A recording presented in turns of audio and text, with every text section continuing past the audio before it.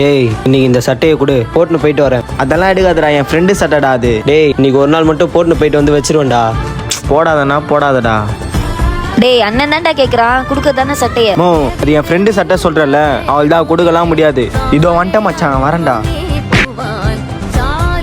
Bro sorry bro, தெரியாம இஷ்டம் bro.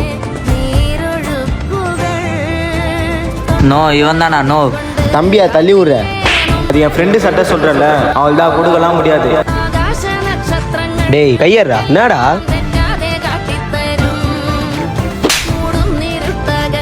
போங்கடா.